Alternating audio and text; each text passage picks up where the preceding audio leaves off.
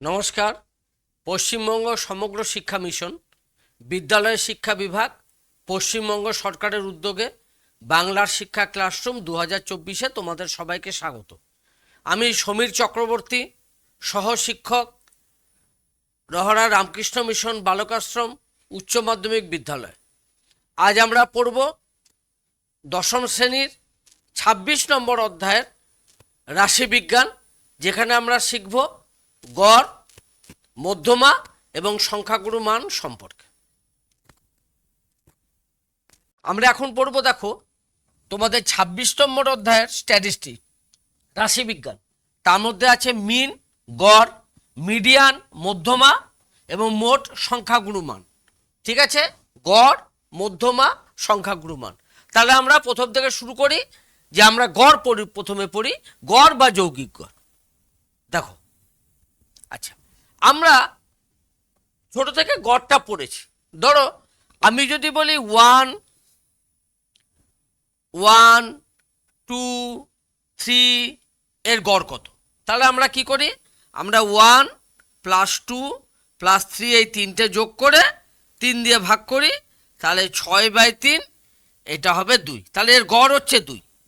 ঠিক আছে, এটা আমরা ছোট থেকে এই গড় পড়েছি। কিন্তু দেখো গড় কি, আমরা যদি অনেকগুলো সংখ্যা নিই, ধরো আমরা পাড়ার কোনো দোকানের প্রতিদিনের বিক্রির, অন্তত 30 দিনের বিক্রির একটা হিসাব নিলাম। তাহলে কোনো দিন 100 টাকা বিক্রি, কোনো দিন হয়তো 120 টাকা বিক্রি, কোনো দিন হয়তো 150 টাকা বিক্রি, এই করে করে করে কোনো দিন হয়তো 300 টাকা পর্যন্ত বিক্রি। এটা আমরা 30 দিনের বিক্রি লিখলাম।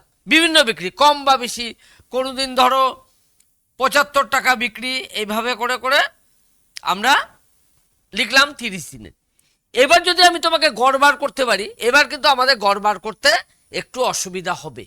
ঠিক আছে, তাহলে আমরা যদি এবার তোমাকে এইগুলো মানগুলো দিয়ে আমি বললাম, আচ্ছা গড় বিক্রি কত, অর্থাৎ প্রতিদিনের বিক্রি যদি হিসাব করি, সেভাবে তো বার করতে পারবো না, সেটাই আমরা গড় বিক্রি বলবো। এইবার আমরা যদি দেখি যে গড় বিক্রি, যেটা গড় হবে, আমরা একদম 100 থেকে এই 300 অবধি যোগ করব, যোগ করে 30 দিনের, তখন তাকে 30 দিয়ে ভাগ করব। আমরা যে মানটা পাবো, দেখবে কিছুদিন কম বিক্রি হয়েছে, কিছুদিন বেশি বিক্রি হয়েছে, আর যেটা গড় পাবো দেখবে সেটা মাঝামাঝি কোনো মান হওয়ার সম্ভাবনা বেশি। ঠিক আছে, তাহলে গড় হচ্ছে এদের একটা প্রতিনিধি, যে ধরে নেওয়া হয় যে প্রতিদিন মোটামুটি এইরকম বিক্রি হয়েছে। এই যে এইটা প্রতিদিনের, এটাকে বলা হয়, এগুলো কেন্দ্রীয় প্রবণতা। দেখে নাও, এগুলো হচ্ছে কেন্দ্রীয় প্রবণতা। ঠিক আছে, কেন্দ্রীয় প্রবণতা, ইংরেজি কি, সেন্ট্রাল টেন্ডেন্সি। এটা সেন্ট্রাল টেন্ডেন্সি, অর্থাৎ মাঝখানে থাকার প্রবণতা। দেখবে যখনই কোনো একটা রেজাল্ট বেরোবে, বড় পরীক্ষা, তোমাদের মাধ্যমিক পরীক্ষা ধরো, ফলাফল বেরোবে, দেখবে একদম কমের দিকে বা একদম বেশির দিকে তাদের সংখ্যা কিন্তু অপেক্ষাকৃত কম। মাঝারি মানের যারা নম্বর পেয়েছে, ধরো 40 থেকে 60-এর মধ্যে, তাদের সংখ্যা বেশি থাকে। অর্থাৎ মাঝখানে থাকা প্রবণতা, সেটাকে বলা হয় কেন্দ্রীয় প্রবণতা, যেটাকে আমরা সেন্ট্রাল টেন্ডেন্সি বলবো। তো এটা একটা মাপক আছে, এটা তো আমাদের মাপতে হবে। শুধু আমাদের কেন্দ্রীয় প্রবণতা বললে কি করে হবে, তার একটা মাপ আছে, সেই মাপকে বলা হবে মেজার অফ সেন্ট্রাল টেন্ডেন্সি। দেখো, মেজার অফ সেন্ট্রাল টেন্ডেন্সি বা কেন্দ্রীয় প্রবণতার মাপক।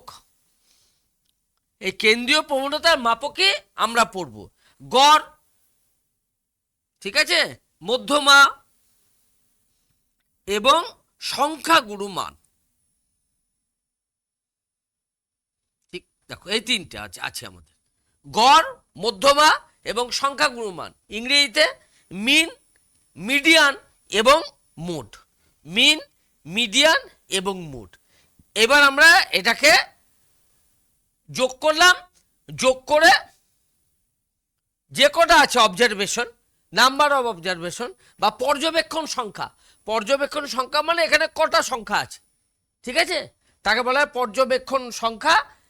ঠিক আছে, নাম্বার অফ অবজারভেশন, ততগুলো দিয়ে ভাগ করে দিলাম। তাহলে এটাকে আমরা একটু সূত্রের সাহায্যে লিখি। এবার দেখো, সূত্রের সাহায্যে লিখলে কি হবে? সূত্রের সাহায্যে লিখলে আমরা এটাকে কি পাবো সেটাকে আমরা এবার একটু আলোচনা করব। এবং আমরা কি পড়ছি? আমরা পড়ছি গড়। একে আমরা যৌগিক গড়ও বলে থাকি। তাহলে আমরা গড় বলতে যৌগিক গড়ই কিন্তু বুঝবো।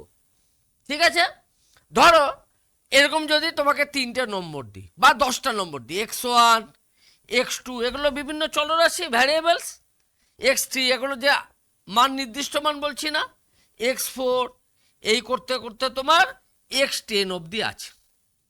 ঠিক আছে, x10 অবধি আছে। তাহলে তুমি যখন গড় বার করবে, এখানে 10 জন আছে, পরিষ্কার বোঝা গেছে 10টি অবজারভেশন বা 10টি পর্যবেক্ষণ। তখন আমি যোগ করব x1 x2 x3 এই করে করে করে আমরা যোগ করব x10 অবধি। কটি পর্যবেক্ষণ আছে? 10টি পর্যবেক্ষণ আছে। এটাকে বলা হবে গড়। গড়কে আমরা এই এক্স বার এভাবে লিখতে পারি, অনেক বইতে এক্স বার এইভাবেও লেখা থাকে, এক্স বার এইটা দিয়ে গড় বোঝাবে। দেখো, ঠিক আছে, গড়। কিন্তু এটাকে আমরা একটা সূত্রের সাহায্যে লিখবো, তখন আমরা এইটাকে ব্যবহার করব। দেখে নাও, এটাকে বলা হয় ক্যাপিটাল সিগমা বা সমষ্টি, ক্যাপিটাল সিগমা। ঠিক আছে, বা এটাকে বলবো আমরা সমষ্টি। সমষ্টি কিভাবে লিখবো এটাকে? এই যে এটাকে আমরা লিখবো, দেখো চিহ্নটা দেখে নাও। তাহলে x1 x2 x3 1 2 গুলো নিচে লেখা আছে, তখন আমরা এটাকে যেটা পরিবর্তন হচ্ছে সেটাকে আই দিয়ে লিখলাম এবং সেটাকে নিচে লিখলাম। আই আছে 1 2 করে 3 4 5 6 করে 10 পর্যন্ত। তখন আমরা আই সমান 1 থেকে 10। দেখো এটাকে এইভাবে লিখবো। ঠিক আছে, এটাকে এইভাবে লিখবো যোগটা। এবং গড় হচ্ছে তাহলে কজন আছে? 10। তাহলে 1-এর 10 দিয়ে গুণ অথবা 10 দিয়ে ভাগ। তাহলে বোঝা গেল পুরো ব্যাপারটা? ওকে, পুরো ব্যাপারটা যদি বোঝা যায় তাহলে আমরা একদম সংক্ষেপে লিখে নিচ্ছি। দেখে নাও, সংক্ষেপে লিখলে কি হবে? আমরা যদি গড়ের সূত্রটা লিখি তাহলে কি হবে? দেখো, সূত্র হচ্ছে, ধরো পর্যবেক্ষণ আছে বা অবজারভেশন আছে, আমরা এর গড় চাই। তাহলে আমরা এটাকে লিখতে পারি না? দেখে নাও, এক্স বার সমান, দেখে নাও, আই সমান 1 to n xn, n দিয়ে ভাগ মানে 1/n দিয়ে গুণ। দেখো, এইটা হচ্ছে গড়ের সূত্র। তাহলে গড়ের সূত্রটা আমরা লিখতে শিখে গেলাম। দেখো, এক্স বার গড়, ঠিক আছে, 1/n, n দিয়ে ভাগ, i = 1 to n, এটা হচ্ছে ক্যাপিটাল সিগমা, এটা মানে হচ্ছে সমষ্টি।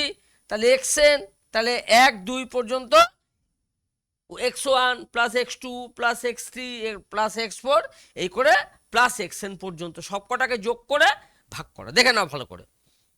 ঠিক আছে, এটা হচ্ছে গড়ের বার করার সূত্র। এটাকে যৌগিক গড়ও বলা হবে। কিন্তু সেটা তো শুধু একটা করে অবজারভেশন করলাম। এবার আমরা সিগমা দিয়ে আরো কিছু শর্ট কোশ্চেন তোমাদের দেখাই। ধরো এরকম যদি থাকে, দেখবে বইতেও তোমাদের এই ধরনের অঙ্ক আছে, 1 থেকে 10, ঠিক আছে, 10i 10i লিখলাম। তাহলে এটা কি বোঝাবে? 10 ইন্টু 1 প্লাস 10 ইন্টু 2 এই করে করে 10 ইন্টু 10 পর্যন্ত। এবার তুমি 10 কমন নিতে পারো, মাঝখানে হবে 1 যোগ 2 যোগ 3 এই করে করে 10 পর্যন্ত যোগফল। 10 পর্যন্ত যোগফল। এই 1 থেকে 10, 1 2 3 4 এই সংখ্যাগুলোকে তোমরা নবম শ্রেণীতে পড়ে এসছো। এগুলোকে বলে ন্যাচারাল নাম্বার বা স্বাভাবিক সংখ্যা। প্রথম যতগুলো স্বাভাবিক সংখ্যা থাকে, যদি 1 2 3 4 করে স্বাভাবিক সংখ্যা যোগ করার একটা সূত্র আমরা একটু শিখে নিই, যেটা আমরা কোথায় কাজে লাগাবো? শর্ট কোশ্চেনে, ছোট প্রশ্নে বা এমসিকিউতে আমরা কাজে লাগাবো। আছে একাদশ শ্রেণীতে, কিন্তু আমরা এখন যোগটাকে সহজে করার জন্য এই সূত্রটা একটু লিখে দেখাচ্ছি। কিন্তু এই সূত্র তখনই প্রয়োগ হবে যখন প্রথম থেকে ন্যাচারাল নাম্বারগুলো বা স্বাভাবিক সংখ্যাগুলো যোগ করা আছে। ঠিক আছে, সূত্র হচ্ছে, দেখো দেখে নাও একটু, n ইন্টু n প্লাস 1/2। ধরো তুমি 1 থেকে 10 অবধি গুণ করছো, তাহলে 10টা পর্যবেক্ষণ আছে, তখন n এর মান হবে 10। 10 10 যোগ 1 বাই 2, তুমি এটাকে 5 দিয়ে কাটলে, তাহলে 5 10 আর 1 যোগ করে 11 লিখলে 55। তাহলে 1 থেকে 10 করে হবে 10 পর্যন্ত যোগ করলে হবে 55। তাহলে 10কে তুমি 55 দিয়ে গুণ করবে, তুমি পাবে 550। দেখো এই যোগটা যেটা করতে আমাদের অসুবিধা হতো, সেটা আমরা সূত্রের সাহায্যে সহজেই গুণ করলাম, কিন্তু এই সূত্রটা তখনই প্রযোজ্য যখন প্রথম থেকে ন্যাচারাল নাম্বারসগুলো বা স্বাভাবিক সংখ্যাগুলো যোগ অবস্থায় আছে। 1 2 3 4 করে, তোমার 1 2 3 4 করে যদি 50 অবধিও যোগ থাকে, তখন 50 ইন্টু 50 যোগ 1 51 বাই 2 করে পেতেই পারো। ঠিক আছে, এত অবধি তাহলে আমরা সিগমার ব্যবহারটা শিখে গেলাম। এবার সিগমার ব্যবহারটা যদি আমরা শিখে যাই, তাহলে আমরা এবার দেখব যে যেগুলো এগুলো গ্রুপ ডাটা আছে বা বিন্যস্ত তথ্য আছে। বিন্যস্ত তথ্য কি, যেটা তোমরা অষ্টম শ্রেণীতে পড়ে এসছো, যেটা পরিসংখ্যা দিয়ে করে দেওয়া থাকে। ঠিক আছে, এখানে মান এবং পরিসংখ্যা করে দেওয়া থাকে, তখন যে পরিসংখ্যা বিভাজনটা হয় সেগুলোকে আমরা গ্রুপ ডাটা বলি বা বিন্যস্ত তথ্য বলি। তাহলে বিন্যস্ত তথ্যের দিকে আমরা একবার যেতে পারি, একটু দেখে নাও। ক্লাস ইন্টারভ্যাল কি আছে, শ্রেণী পার্থক্য বা শ্রেণী দৈর্ঘ্য বা শ্রেণীর সীমানা। দেখি শ্রেণীর সীমানা বলা যাবে না, শ্রেণীর সীমা বা সীমানার মধ্যে কি পার্থক্য দেখে নাও। এরকম যদি থাকে 10 থেকে 20, 20 থেকে 30, এইভাবে যদি থাকে, তাহলে শ্রেণীর সীমানা সীমানা 1। ঠিক আছে, কিন্তু যদি এইভাবে থাকতো, দেখে নাও 10 থেকে 19, ঠিক আছে, এটা ধরো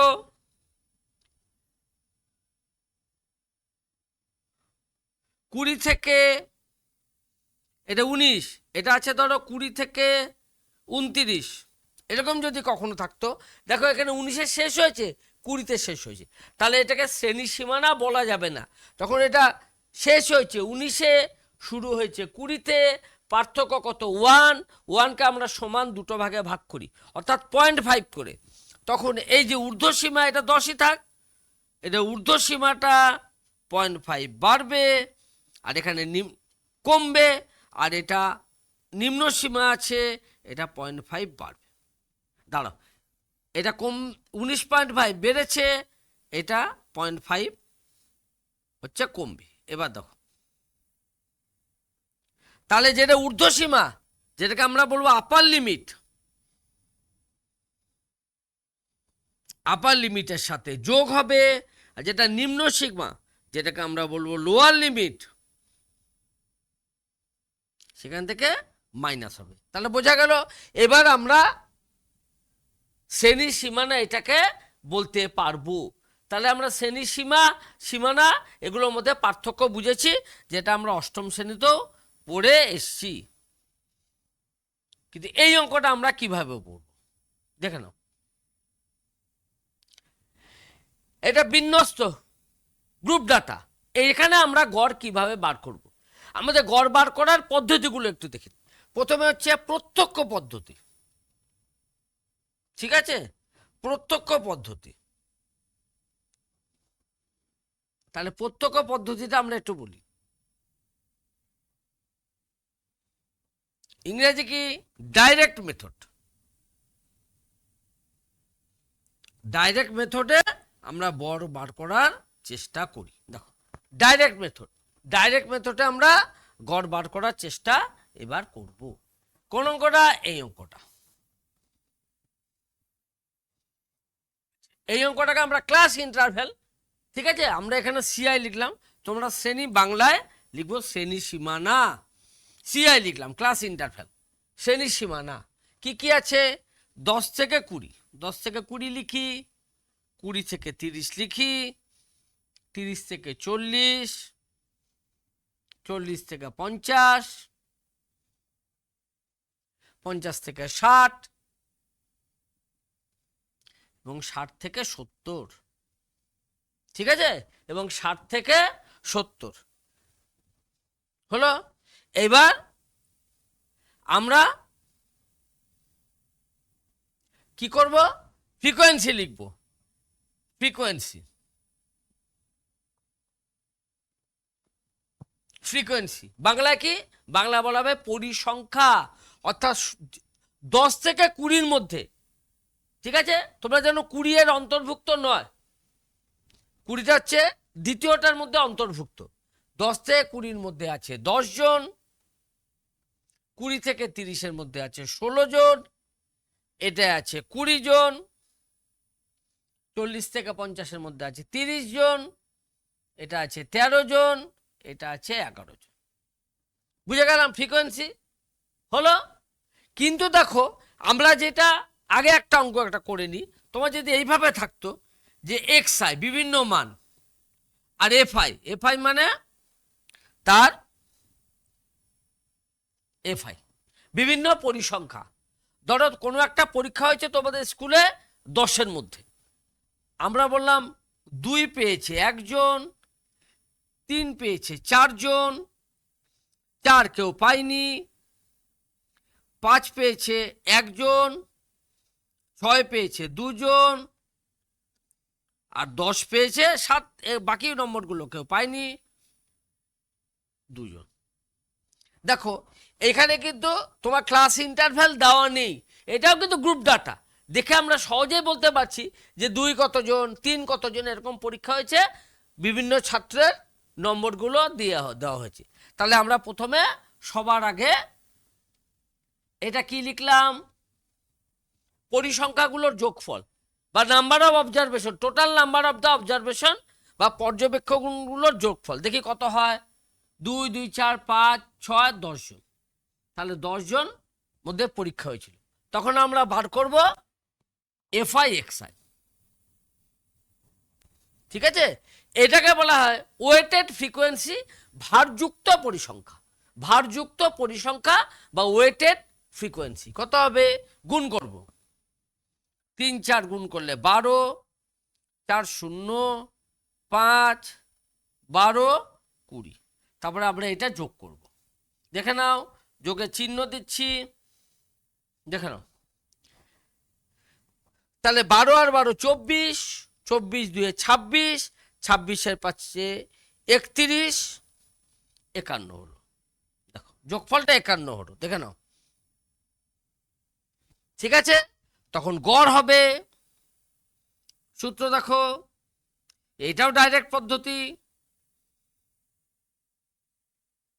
ঠিক আছে, তাহলে 51-কে 10 দিয়ে গুণ করলে 5.1, তাহলে 5.1 গড়। দেখো 5 পয়েন্ট কিন্তু মোটামুটি মাঝামাঝি পড়েছে, যেটাকে আমরা বলেছিলাম কেন্দ্রীয় প্রবণতা, যে কেন্দ্রের দিকে সবার আসার সম্ভাবনা, যে কেন্দ্রের দিকে সবসময় ভিড়টা বেশি থাকে, আর এটা হচ্ছে মধ্যগমিতার মাপক, ঠিক আছে, মেজার অফ সেন্ট্রাল টেন্ডেন্সি, যে আমরা গড় 5.1, কেউ 5.1-এর থেকে কমও পেতে পারে, বেশিও পেতে পারে, কিন্তু গড় হচ্ছে এটা, এটাকে আমরা ভারযুক্ত গড় বা ওয়েটেড মিনও বলতে পারি, ভারযুক্ত গড় বা যৌগিক গড়ও বলতে পারি, যেখানে পরিসংখ্যা দিয়ে গুণ হবে সেখানে আমরা ভারযুক্ত গড় কথাটা ব্যবহার করতে পারি, বা ওয়েটেড মিন ইংরেজিতে বলা হচ্ছে।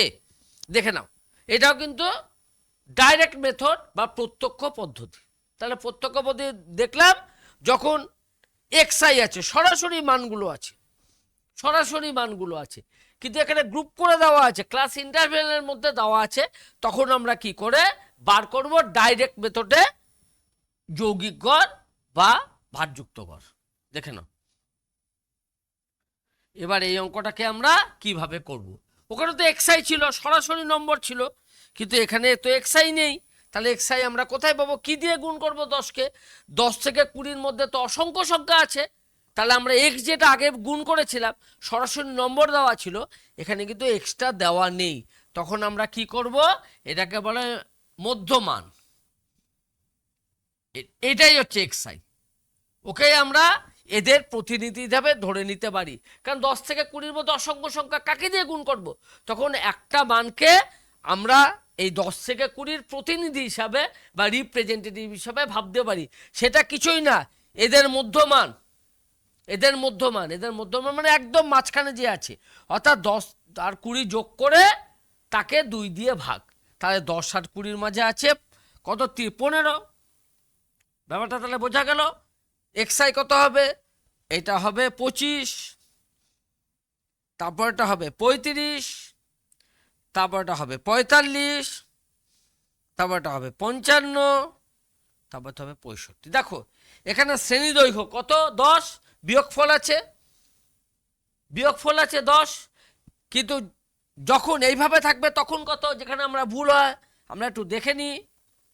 ধরো এইভাবে আছে 10 থেকে 19, ঠিক আছে, 20 থেকে 29, এইভাবে যখন আছে তখন কি হবে, তখন কি বিয়োগ করলে হবে না? দেখো এখানে 10 থেকে 20 মানে আমরা ধরে নেব যে 20টা বাদ, এক্সক্লুডিং পদ্ধতি বলে এটাকে বুঝতে, অর্থাৎ তখন যোগ করে 2 দিয়ে ভাগ। দেখো এখানে শ্রেণী দৈর্ঘ্য কত, ঠিক বিয়োগফলটাই শ্রেণী দৈর্ঘ্য, এখানে কিন্তু তুমি বিয়োগফলটা শ্রেণী দৈর্ঘ্য হচ্ছে না, বিয়োগফলটা দেখো 10 থেকে 19 প্রত্যেকেই, তুমি যদি 10 থেকে 19 পর্যন্ত দেখো কজন আছে, দেখবে 10 জনই পাবে। কেন, এই যে দেখো পরেরটা 20 থেকে শুরু হয়েছে, তাহলে 19টা এই শ্রেণীর অন্তর্ভুক্ত, কিন্তু 20 এই শ্রেণীর অন্তর্ভুক্ত না, এটা আমরা অষ্টম শ্রেণীতে দেখে এসেছি। তখন এই দুটো বিয়োগ করে এক যোগ করলে ঠিক কজন আছে সেটা পাওয়া যায়। ঠিক আছে, তাহলে আমরা এটা করে নিলাম। এবার এটাকে তাহলে মধ্যমান পেয়ে গেলাম, মধ্যমান পেয়ে গেলাম, তারপরে আমরা কি করব, এফআই এক্সআই করব। ঠিক আছে, ফ্রিকোয়েন্সি আর এফ দেখো 15 আর 10 250, এভাবে তোমরা 16 আর 25 এই গুণগুলো তোমরা পরপর গুণ করবে, এই কাজটা তোমাদের, এটা তোমাদের হোমওয়ার্ক। ঠিক আছে, তারপরে তোমরা এফআই এক্সআই করবে, যোগ নিশ্চয়ই করতে পারবে। প্রথমে গুণগুলো করলাম, 10 আর 15 250, 16 আর 25 গুণ করবে, এটাকে কিন্তু তোমাদের হোমওয়ার্কের মধ্যে আমরা রেখে দিচ্ছি। তারপরে 11 আর 65 গুণ করবে, সবকটা গুণ করে তার যোগ করবে। এই দেখো সিগমা দেওয়া আছে, সমষ্টির চিহ্ন দেওয়া আছে, তাহলে গড় কি হবে, গড় হবে, এখানে গড় লিখছি, গড় হবে sigma FI XI by sigma FI, দেখে নাও গড়। ঠিক আছে, বোঝা গেল তাহলে গড়টা কিভাবে, sigma FI XI sigma FI, এইভাবে আমরা যৌগিক গড় বা গড় বা এখানে বা ভারযুক্ত গড় বলতে পারো, ওয়েটেড মিন, গড়ে চিহ্ন দিয়েছি এক্স বার। এবং তুমি দেখবে যদি এটা দেখো 10 থেকে 20 ওজন হতো, ঠিক আছে, ওজন হতো বা তোমার উচ্চতা হতো সেন্টিমিটার, যা হতো আর কি, একক যদি থাকতো, রাশি থাকতো, তাহলে কিন্তু ওই ইউনিটটা লিখতে হতো। ঠিক আছে, গড় বার করে তার ইউনিট লিখতে ভুলো না। তাহলে আমরা গড় বার করার প্রত্যক্ষ পদ্ধতি শিখলাম, কিন্তু ধরো ফ্রিকোয়েন্সিটা বিরাট বড়, ঠিক আছে, ফ্রিকোয়েন্সি অনেক বড়, তখন আমরা কি এই পদ্ধতিতেই করব? তখন আরও দুটো পদ্ধতি আছে, সেটাকে বলা শর্ট মেথড। এটা ডাইরেক্ট মেথড করলাম, প্রত্যক্ষ পদ্ধতি, হ্যাঁ, তখন আর একটা শর্ট মেথড বা সংক্ষিপ্ত পদ্ধতি আছে, এবার আমরা সেটা ধীরে ধীরে আলোচনা করব। দেখো শ্রেণী সীমানা, দেখো এটাকে, এটাকে শ্রেণী সীমানা 5 থেকে 14, এবার 15 থেকে 24, এটা কিন্তু শ্রেণী বহির্ভুক্ত পদ্ধতি, দেখে নাও, এটা হচ্ছে শ্রেণী বহির্ভুক্ত পদ্ধতি। দেখো 14 শেষ, তারপরে কিন্তু 15 থেকে শুরু, তাহলে এটার প্রথম কাজ কি দেখে নিয়েছ, প্রথম কাজ হচ্ছে এটার, আমরা একটু আলাদা করে লিখি, দেখে নাও, আমরা এখানে পাঠিয়ে দিলাম, এবার আমরা লেখা শুরু করব। আমরা এবার শ্রেণীর সীমানা লিখব, ঠিক আছে, আমরা এবার শ্রেণীর সীমানা লিখব, ওখানে লেখা আছে, ওখানে শ্রেণী সীমা লেখা থাকলে হয়তো সঠিক হতো, শ্রেণীর সীমা না, এবার আমরা শ্রেণীর সীমানা লিখব।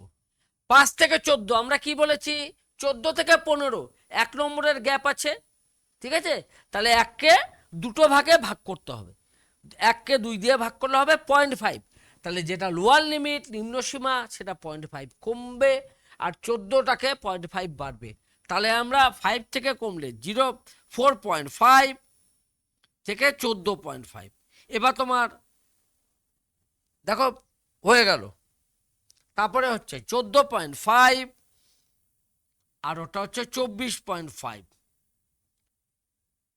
এবার হচ্ছে 24.5, 34.5, এবার হচ্ছে 34.5 থেকে 44.5, এবার হচ্ছে 44.5 থেকে 54.5, এবার 54.5 থেকে 64.5।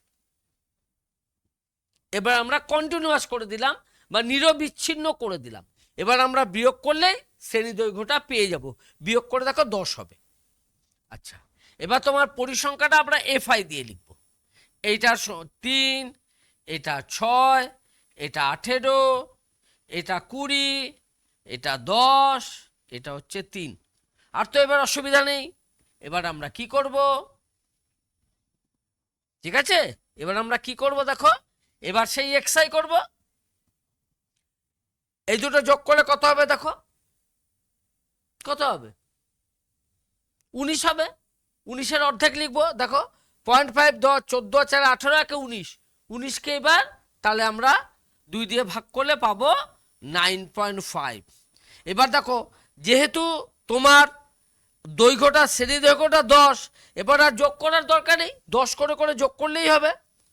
ঠিক আছে, এবার আমরা পাবো 19.5, তারপরে পাবো 29.5, এই করে পেতে থাকবো।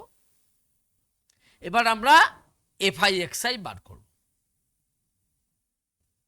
ঠিক আছে, এফআই এক্সআই বার করব। এই যে 3 এবং 9 গুণ করব। এবার প্রত্যেকটা গুণ করব, গুণ করে তাদের যোগফল করব, করে কি পাবো? FI XI. তাহলে গড় কত হবে? গড় হবে এফআই এক্সআই কে সিগমা এফআই দিয়ে ভাগ। তাহলে আমরা গড় পাবো। এটাও আমাদের করা হলো এবং তোমাদের হোমওয়ার্ক হিসাবে এটা আমরা রেখে দিলাম। এই ক্যালকুলেশনটা তোমাদের কিন্তু করতে হবে। আমরা এখন এখানে ক্যালকুলেশনটা করে দিতে পারি, কিন্তু তোমাদের পরীক্ষায় কিন্তু যে ক্যালকুলেটর বা যন্ত্র গণক সেটা ব্যবহারের অনুমতি নেই। তাহলে আমাদের এই গুণগুলো বা যেখানে ভাগ আছে ভাগগুলো ঠিক করে করতে হবে, এবং দশমিক যেখানে ভাগ মিলবে না, ঠিক আছে, সেখানে আমরা দশমিকের পরে 2 ঘর নেব এবং সেটা আসন্ন মান নেব, 2 ডিজিট ডেসিমাল নেব এবং সেটা আসন্ন মানে নেব। মনে থাকবে? এবং তাহলে গুণ এবং যোগ, দেখো গুণ যোগ ভাগ এই 3টা কাজ কিন্তু তোমাদের নিজেদের করতে হবে। এই জন্য এই অঙ্কগুলো আমরা হোমওয়ার্ক হিসাবে তোমাদের দিচ্ছি, কারণ পরীক্ষায় ক্যালকুলেটর ব্যবহারের কোনো পারমিশন বা নির্দেশ তোমাদের নেই। মনে থাকবে? এবার দেখো এটা করবো। এবার নিচের পরিসংখ্যা বিভাজন তালিকার নম্বরের যৌগিক গড় 24। এবার গড় দেওয়া আছে, অন্য অঙ্ক। এটা পি এর মান নির্ণয় করো। এটা বইতে দেখবে এই অঙ্কটা তোমাদের 26 এই যে কোষে দেখে আছে তার মধ্যে করতে দেওয়া আছে। দেখো, তাহলে শ্রেণীর সীমানা দেওয়া আছে, ছাত্র সংখ্যা দেওয়া আছে, তার মধ্যে একটি ছাত্র সংখ্যা বা একটি পরিসংখ্যা দেওয়া নেই, সেটাকে আমাদের নির্ণয় করতে হবে, কিন্তু গড় দেওয়া আছে 24। তাহলে এই অঙ্কগুলো আমরা কিভাবে করব? এই অঙ্কগুলো কিন্তু পরীক্ষাতে প্রায় নিয়মিত আসে, সুতরাং এই অঙ্কগুলো আমাদের একটু শিখতে হবে। তাহলে এই অঙ্কগুলো আমরা একটু এবার শিখি। দেখো, ঠিক আছে, অঙ্কগুলো আমরা শিখব। দেখে নিয়েছো? ঠিক আছে। আচ্ছা, শ্রেণীর সীমানাকে আমরা এখানে সংক্ষেপে ক্লাস ইন্টারভ্যাল লিখলাম, তোমরা শ্রেণী সীমানায় লিখবে। আচ্ছা, এখানে এফআই লিখলাম ছাত্র সংখ্যা, তোমরা ছাত্র সংখ্যা লিখে তারপরে একটা ব্র্যাকেটে এফআই লিখো। দেখো, 0 থেকে 10, 10 থেকে 20, 20 থেকে 30, 30 থেকে 40, 40 থেকে 50। ঠিক আছে, তোমার এফআই আছে .com-এ 15, তারপরে দেওয়া আছে 20, তারপরে দেওয়া আছে 35, তারপরে দেওয়া আছে পি যেটা তোমাদের নির্ণয় করতে হবে, এটা দেওয়া আছে 10। হলো, এখানে আমরা একজন প্রতিনিধি এর থেকে বার করব, সেটাকে আমরা বলবো এক্সআই। তাহলে আমরা সেটাকে বলবো মধ্যমান, সেটাকে কি নাম দেবো? এক্সআই। 0 থেকে 10 কত হবে? 5।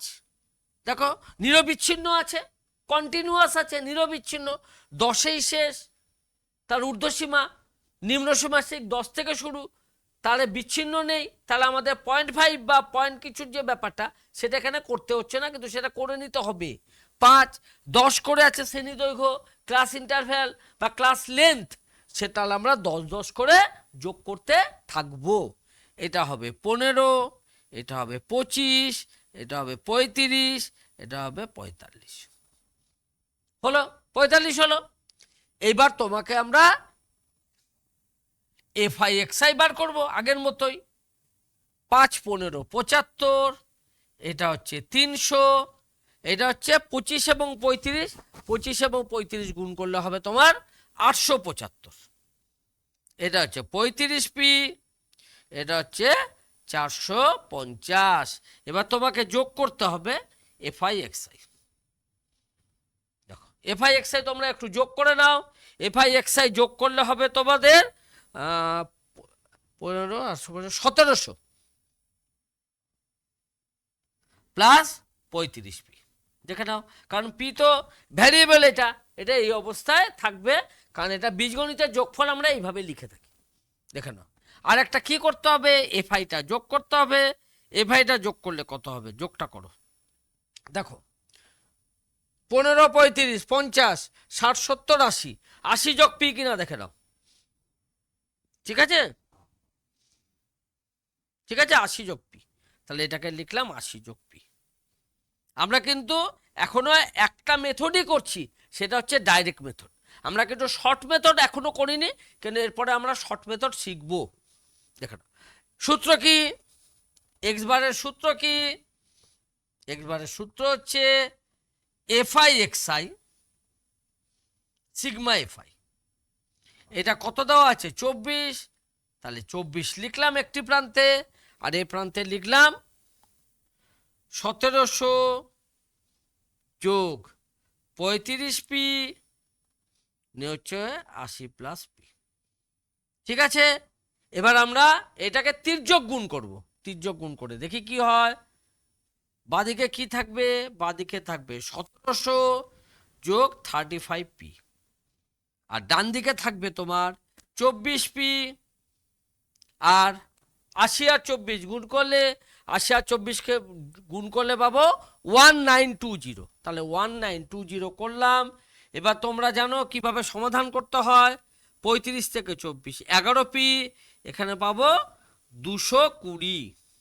ঠিক আছে, এবার 11 দিয়ে উভয় দিকে ভাগ করলে পাবো 20। দেখো আমরা কিভাবে করলাম, এবং ডাইরেক্ট মেথডে করেছি। প্রথমে আমরা করেছি ক্লাস ইন্টারভ্যাল লিখেছি, দেখে নিয়েছি নিরবিচ্ছিন্ন না বিচ্ছিন্ন, নিরবিচ্ছিন্ন আছে, তাতে আমাদের একটি কাজ কমে গেল। মধ্যমান বার করেছি, এটাকে আমরা প্রতিনিধি হিসাবে রিপ্রেজেন্টেটিভ হিসাবে ধরেছি, এফআই করেছি। এবার ঠিক আগের মতো করে, যেহেতু গড় 24 দেওয়া আছে, তারপরে তির্যক গুণ বা ক্রস মাল্টিপ্লিকেশন করে যেভাবে সমাধান করে সেভাবে পি এর মান আমরা সহজেই বার করতে পারলাম। এবার দেখে নাও, এটা আমাদের 40 জন শিক্ষার্থীর মানে সোজা 40 জন হবে। দেখে নাও, আর আমরা প্রথম কাজ যেটা দেখব সেটা নিরবিচ্ছিন্ন বা বিচ্ছিন্ন কিনা। 35 থেকে 40, 40 থেকে 45, ঠিক মাঝখানেই আছে তাহলে। ঠিক আছে, তাহলে এটা অসুবিধা নেই।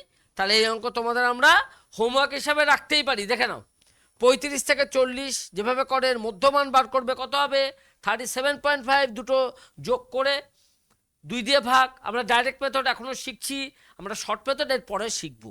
এটা নিজেরা করবে, একটু লিখে নেবে এটাকে। 35 থেকে 40 বা স্ক্রিনশট তুলে নেবে, 35 থেকে 40, 40 থেকে 45 করে। ঠিক আছে, তাহলে এটা করতে তোমাদের কোনো অসুবিধা হবে না। কিন্তু মনে রাখবে, যখন তুমি গড় বার করবে এটার, তার টাকায় আসবে, কিন্তু ইউনিটটা যেটা আসবে সেটা টাকায় আসবে। হলো, এবার তুমি যদি টাকা না লেখো তাহলে তোমার যে ইউনিট যেটা একক, একক বিহীন হয়ে গেল, তাহলে তোমার নম্বর কাটা যাবে পরীক্ষায়। দেখো এবার আমরা অ্যাসম্বিন এই সূত্রটা একটু আলোচনা করব। এটাকে বলা হবে সংক্ষিপ্ত পদ্ধতি বা শর্ট মেথড। সংক্ষিপ্ত পদ্ধতি, সংক্ষিপ্ত পদ্ধতি দু রকম আছে। একটা হচ্ছে অ্যাসম্বিন, এটাকে বলে কল্পিত গড় মেথড।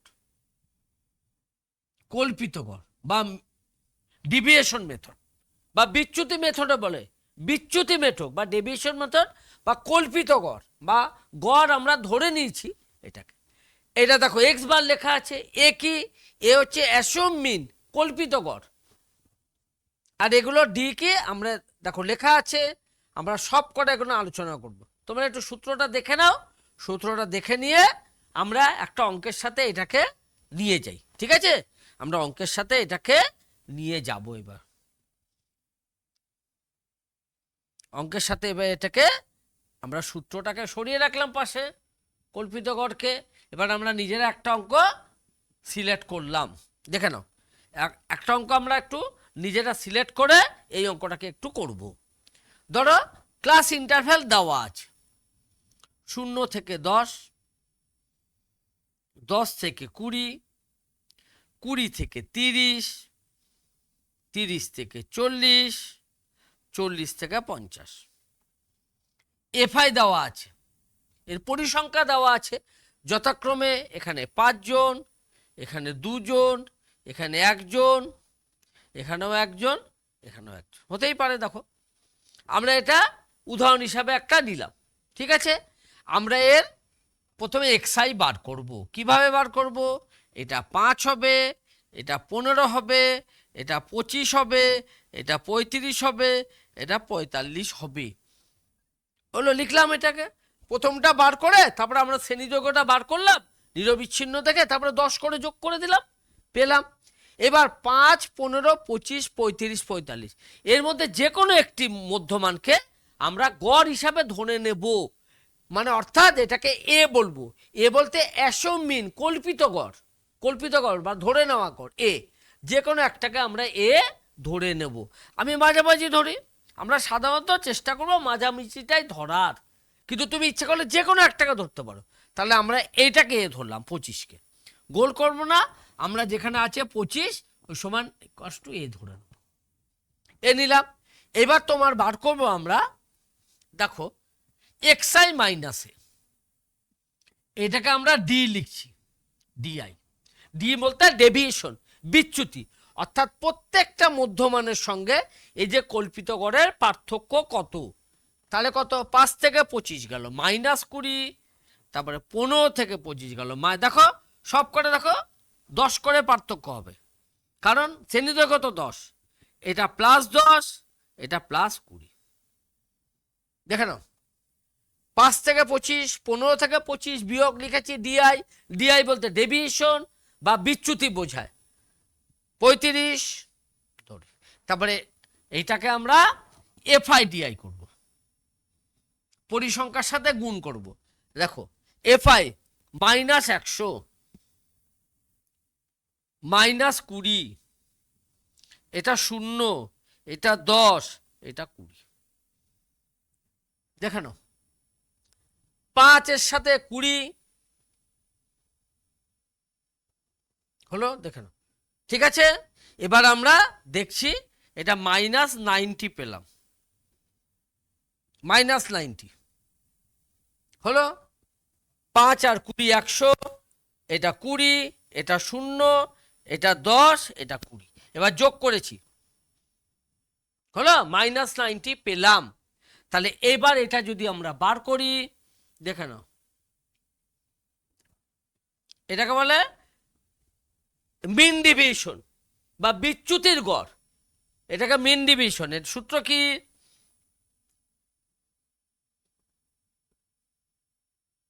এফআই কত? 5, 6, 7, 8, 9, 10, তাহলে হচ্ছে -9 পাবো। দেখে নাও, ঠিক আছে? এটা বিচ্যুতি, এটা কিন্তু গড় নয়।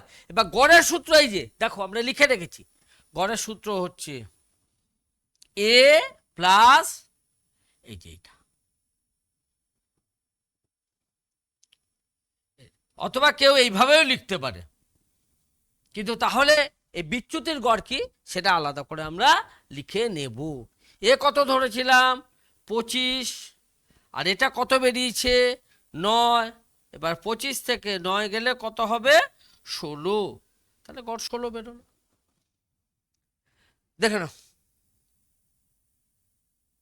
হলো, এটাকে বলা হয় কল্পিত গড় পদ্ধতি বা অ্যাসম্পশন মেথড, ঠিক আছে, বা ডেভিয়েশন মেথডও এটাকে বলা হয়, ডেভিয়েশন মেথডও এটাকে বলা হয়।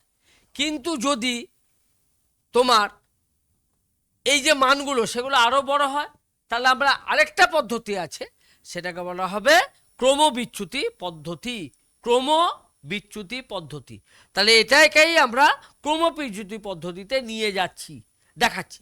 তুমি দেখো এই যে গড়গুলো দেখো, যখন বার করেছি তখন এই যে পার্থক্যটা দেখো 10 করে, 10 করে। তাহলে আমরা যদি এইটাকে ইউআই করি, দেখে নাও, আমরা এটাকে লিখলাম, ঠিক আছে, আমরা এটাকে লিখলাম ইউআই। ইউআইটা কি দেখে নি একটু, কল্পিত গড় ওটাকে ধরে রেখেছি, তাহলে এই জায়গাটা কল্পিত গড়টা হলো, ঠিক আছে। এবার আমরা এখানে একটা কলম করব, সেটাকে ইউআই লিখবো। ইউআইটা কিচ্ছু নয় আর, তোমাকে এক্সাই থেকে তুমি তো এটা বিয়োগই করেছিলে, তাকে 10 দিয়ে ভাগ, তাকে 10 দিয়ে ভাগ করব। কেন 10 দিয়ে ভাগ করলাম? এই যে পার্থক্যগুলো সবকটা 10 করে, ক্লাস যে ইন্টারভ্যাল বা শ্রেণী দৈর্ঘ্য সেটা 10 করে। তাহলে তোমার এখানে যেটা হয়েছিল আর কি, 5 থেকে তুমি 25 বাদ দিয়েছিলে, -20 হয়েছিল, তাকে 10 দিয়ে তুমি ভাগ করলে -2 পেলে। 15 থেকে 25 বাদ দিলে 10, -10, তাকে আবার 10 দিয়ে ভাগ করে তুমি পেলে -1। এটা তো 0ই পাবে। এটা 10 পেয়েছিলে, 10 দিয়ে ভাগ করেছো 1, 20কে 10 দিয়ে ভাগ করেছো, তুমি পাবে 2।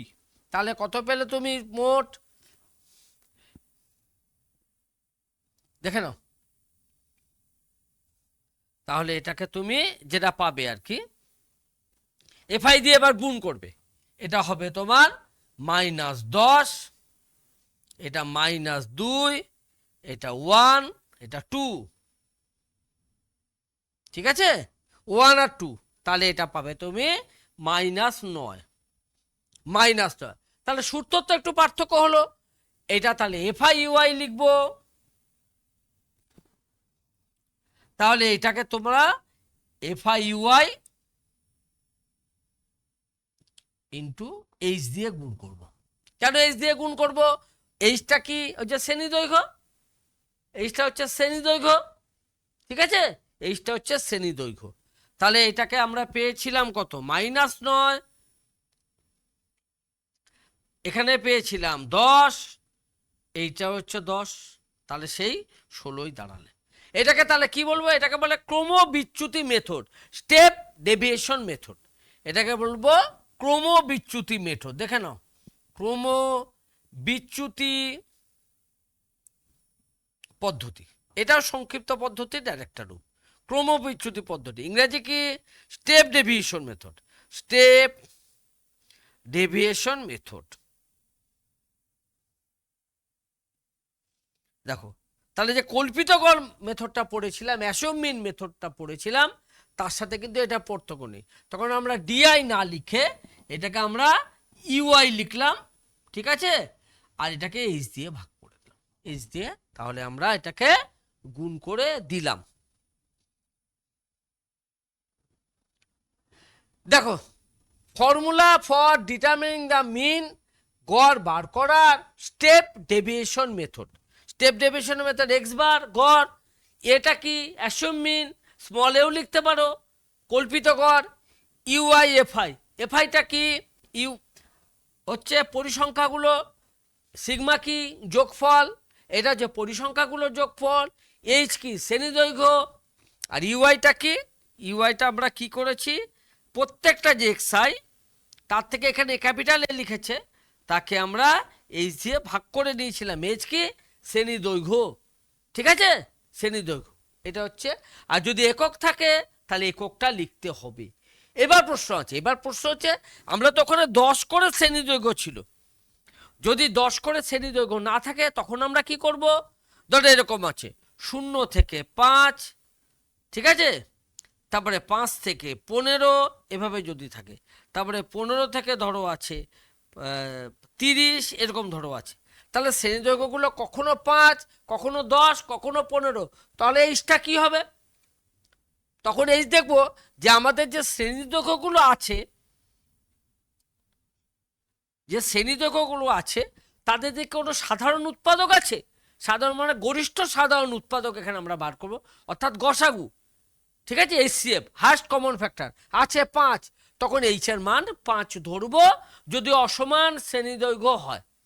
ঠিক আছে, ক্লাস লেন্থগুলো যদি ইকুয়াল না হয়, দেখে নাও, তখন সেটা দিয়ে ভাগ করবো আমরা, এইচটা করব। ঠিক আছে, তাহলে আমরা বুঝলাম। এবার অঙ্কটা দেখো, মার্কস অবটেন জিওগ্রাফি, ভূগোলের বিভিন্ন নম্বর, এটা তোমরা স্ক্রিনশটও তুলে নিতে পারো। নম্বর পেয়েছে, কে কটা নম্বর পেয়েছে, অর্থাৎ ফ্রিকোয়েন্সি দেখো এক্সআই এফআই করা আছে, সিগমা এফআই। ঠিক আছে, তারপরে এটা করা আছে, তারপরে অ্যারিথমেটিক মিন অফ দ্য মাস বা গাণিতিক গড়, যৌগিক গড়, গড় বলতে আমরা একই অর্থ বুঝবো, বা ভারযুক্ত গড়, যেখানে পরিসংখ্যা আছে ওখানে আমরা ভারযুক্ত গড়ও বলতে পারি। দেখো অবটেন ইন জিওগ্রাফি, ভূগোলে পাওয়া নম্বরের গড়, দেখো এখানে এক্স বার দেয়নি, তাহলে আমরা এখানে এক্স বার দিয়েও লিখতে পারি। ঠিক আছে, এক্স বার দিয়েও লিখতে পারি, দেখে নাও। দেখো 73.36, ঠিক আছে, মেলেনি, তার দশমের পর 2 ঘর নিয়ে তারপরে আসন্ন মানে লেখা আছে, আসন্ন মানে লেখা আছে। এটা কি পদ্ধতি? এটা তাহলে হলো সংক্ষিপ্ত পদ্ধতি। তাহলে আমরা কটা পদ্ধতি শিখলাম? আমরা শিখলাম প্রথমে ডাইরেক্ট সংক্ষিপ্ত পদ্ধতি শিখেছি, ডাইরেক্ট মেথড শিখেছি,